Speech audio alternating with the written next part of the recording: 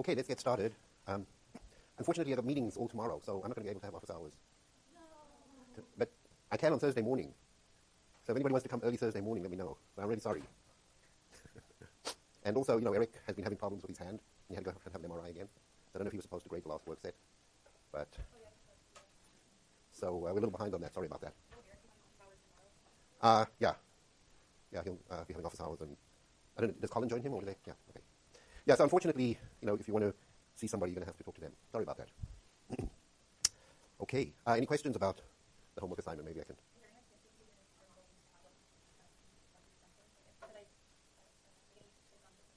Okay, let's just open the model.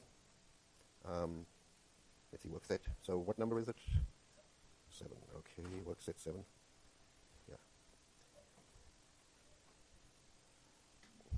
Okay, so one of the things that, sometimes there are two ways of building models. If you build a model like this,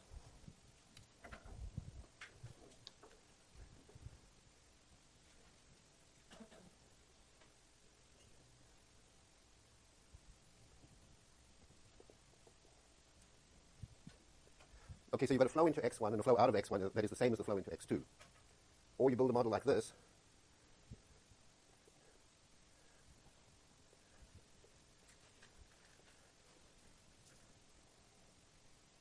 Now you can make this a uniflow, which means that everything that flows out of here flows into there. So the fact that you've set this up, you'll see it has an open arrow here and a closed arrow over there, means that it subtracts from here what it adds to there. So that's a convenient way of saving the fact that you might have to write an expression twice if you do it this way. In this way, you make sure you've got a biflow, and then you have terms, and then what you subtract out of here, you might have a term that you create, and you subtract it out of here and you add it to there. The advantage of doing it this way is that whatever expression you have in here is the right-hand side of an equation. So this matches your equations better. This sort of is a shorthand for something that you subtract from one box going into another box. You don't have to do it twice. I think that if you do it this way, you can get into trouble. And where you can get into trouble is that in this particular example,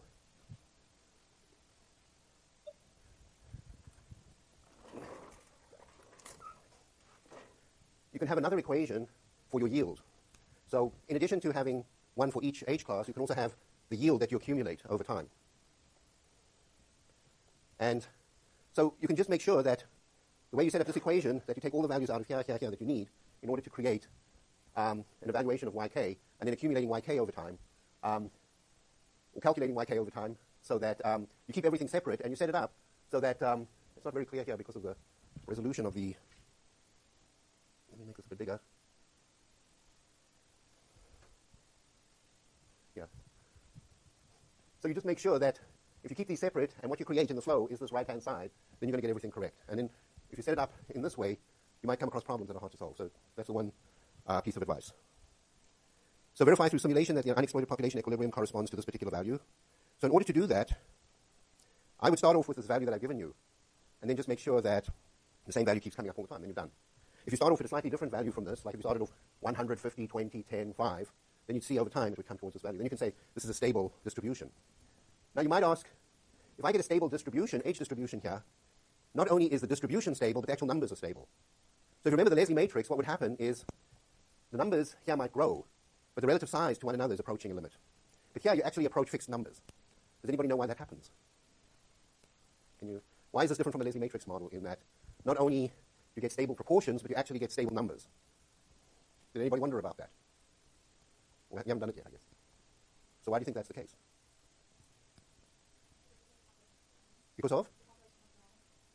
Yeah, the population is not growing, but why not? Okay, so this is with v equal to 0, so there's no harvest.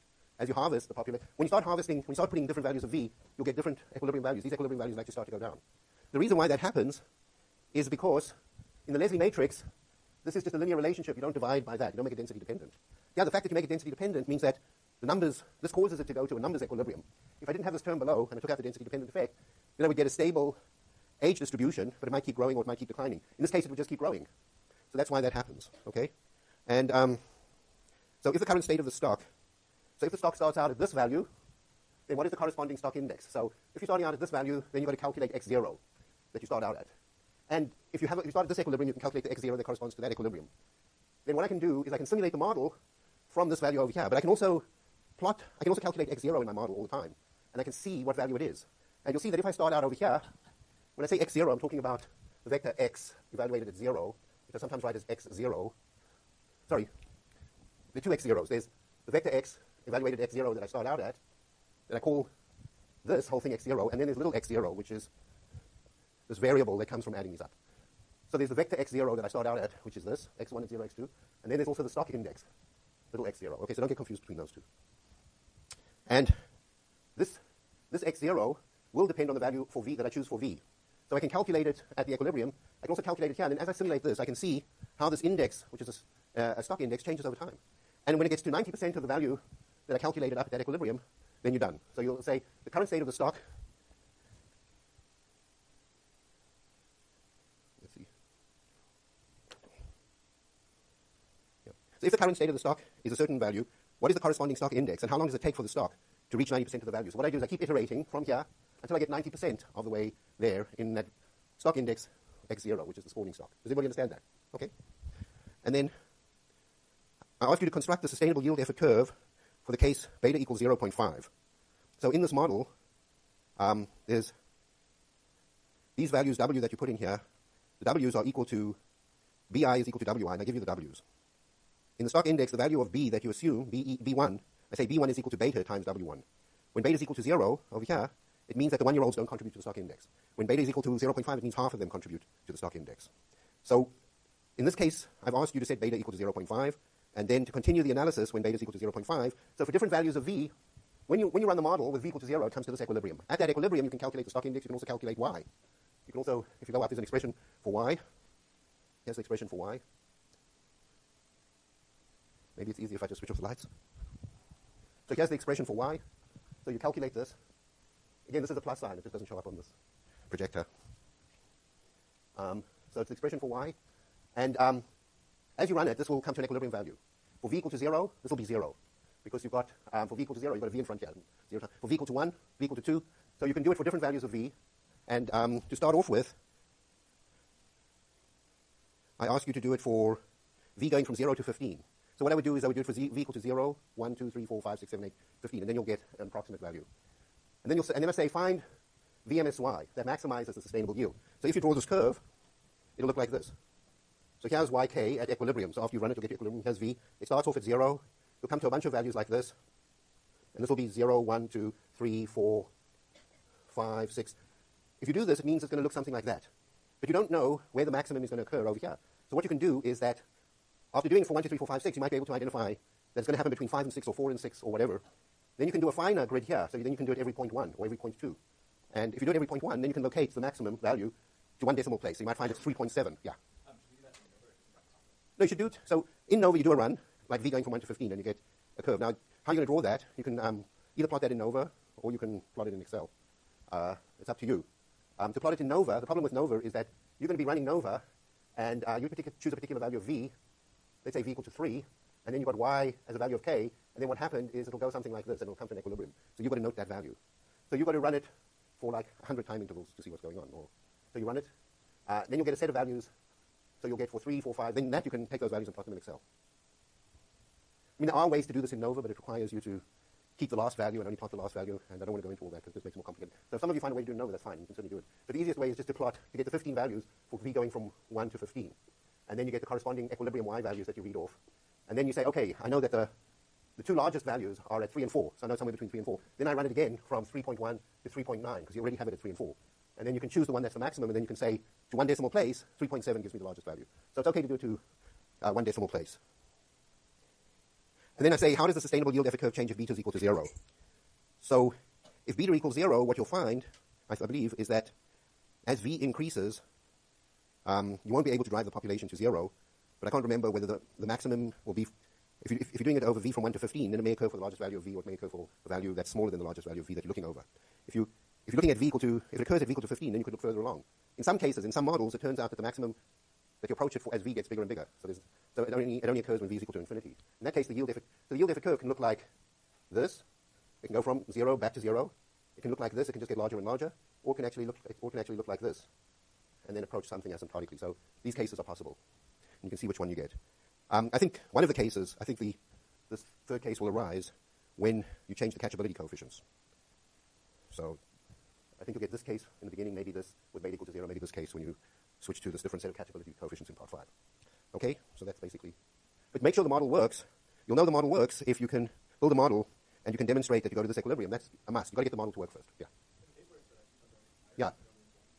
Well, the VMSY mathematically occurs at, is approached as V tends to infinity. So it's kind of a mathematical statement about a limit as V goes to infinity. So you can either say that doesn't occur, or mathematically you can approach it, take larger. I mean, you can say it doesn't occur because you can never choose V equal to infinity. But you can get closer and closer to it as you make V larger and larger. So that's what your statement would be in that case.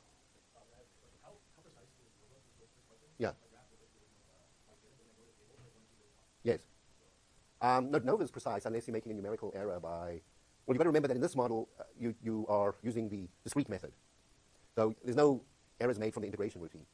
So nova is going to be precise to whatever, 8 decimal places or 9, whatever the precision of the basic machine is. So you say you're not getting 22.5, you're getting 22.4? Or what are you saying? Yeah. Yeah. I don't know. But yeah, that wouldn't be nova's fault. The first guess would be it should be 22.4 and I've written 22.5. But I think those are correct. So I don't know. Yeah. Oh, sure. I've rounded to 1 decimal place. Yeah. Oh, okay. Yeah. Then it'll look really, really weird, but it takes care of it. Oh, okay. It's just jumping around like 1 decimal place. But it's supposed to, if you add from 0 to Yeah. 1 billion, it'll be perfect. Okay. But since it's auto-scaling, like, Oh, I see. Yeah. Right. So it's best to scale, to not use auto-scaling. Yeah. Okay. Okay. So let's move on then to what we're going to start discussing today. And we're now going to go on to general models in 2 variables. But what I'm going to do is I'm going to blank the screen and we're going to talk about this on the board. Okay, so we're now going into the realm of partial derivatives. So who's never seen a partial derivative? Everybody seen a partial derivative? Okay, that's great. I'll just review it again. So if we have a function of 2 variables, let's say f, x, y, and a very simple function that you can say is linear in both variables would look like that. Another function, g, x, y, could be quadratic in both variables, in which case you could get an ax squared plus bxy plus cy squared plus dx plus ey plus f. So this is a general form for 2 variables. This is a general form if it's not linear. This is linear, this is quadratic. And of course you could get all kinds of things. Now the thing about this is that you can differentiate it with respect to x, or you can differentiate it with respect to y. If you differentiate it with respect to x, then you think of y as a constant. If you differentiate it with respect to y, then you think of x as a constant. And instead of saying df dx, which would assume that y itself is a function of x, and you can turn this into a function of only x and integrate it that way, the fact that it's a partial derivative means we write it this way, partial df dx. And it's exactly the same as differentiating, except only x is treated as a variable. So in this case, it's just a, because by with respect to x changing is a constant. It's not affected by x changing. So that's 0. And then c is a constant, and the derivative of that is 0. So that means df dx equals a, and df dy equals, now this is a constant as far as y is concerned, because as y changes, nothing's happening to x. So this is just the derivative with respect to y. Now we can do the same thing. We can take dg dx. Now only x is a variable, so we can differentiate the first term, which would be 2ax.